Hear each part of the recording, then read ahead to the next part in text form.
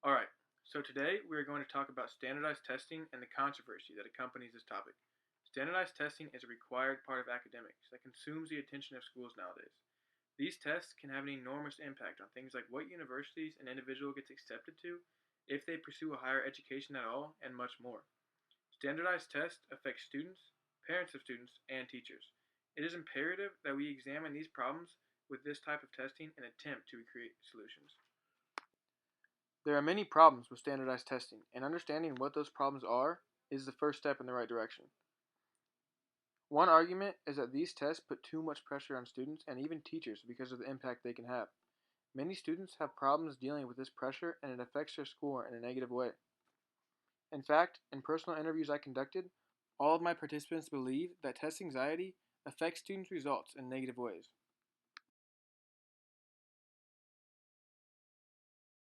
know, just from personal experience from close family members and friends, that test anxiety is a real problem that affects students, especially if you're a student going in for maybe, let's say, the SAT, which can be a very defining test in terms of getting into the college of choice. I know some students when they go to take that test, they may be than more than I guess competent to do extremely well on the test, but because they get so nervous during the test, they therefore lower their scores and they make silly mistakes and errors that they wouldn't normally make. And it is unreflective, I guess, of their personal ability and I would say intelligence, if you want to call it that. So I think test anxiety can be a very big problem with standardized tests and a big issue that makes them unreliable and unreflective of a student's true, I guess we can say, quote unquote, intelligence. Standardized testing is flawed in this aspect of test anxiety, yet they are still being used to make very important decisions about students' futures. However, students are not the only ones feeling this pressure.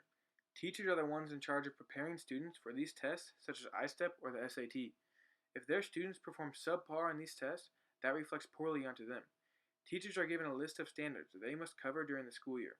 This can be a good thing in the sense that it keeps teachers on track and makes sure students are receiving a similar education. But the negative consequence is that their unique style of teaching can be lost. Instead of making sure every single student comprehends the material, teachers are forced to move on to cover every standard and consequently, some students are left behind. Doing this and putting so much importance on the end result of test scores can undermine the learning process. Furthermore, proponents of standardized testing argue that this is a simple way to hold schools accountable by comparing test results. However, each school has hundreds of students who learn in their own unique way.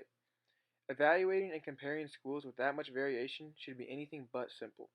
Certain studies even show that the differences between schools account for less than 10% of the variances in student scores. Knowing this, using test results to compare schools may not be so accurate after all. As of now, there is no alternative to standardized testing that can solve all of its problems. The only thing we can do is to continuously strive to improve this process and mold it to better fit our students. The first step to improvement is educating everyone involved with these tests about them. Through conducting surveys and interviews, it came to my attention how little most people know about standardized testing. The majority of people are unaware of what standardized tests actually test for and what those results are used for. To be aware and knowledgeable about the problems with standardized testing, those involved must be educated about how they work. The public who is directly involved, such as students, parents, and teachers, are the ones that have the most say in this issue. If that group of people don't even know the basics of standardized testing, then how would they know what the major problems are and how to approach them? Even though there is no perfect solution currently for standardized testing, there is things we can do to start making improvements. Like I previously stated, the first step should be to educate the public. First off, schools should be required to give teachers the criteria well in advance so they have ample time to be as organized as they can for their students. Also, schools should implement training sessions for teachers prior to the school year about these standardized tests and how they work.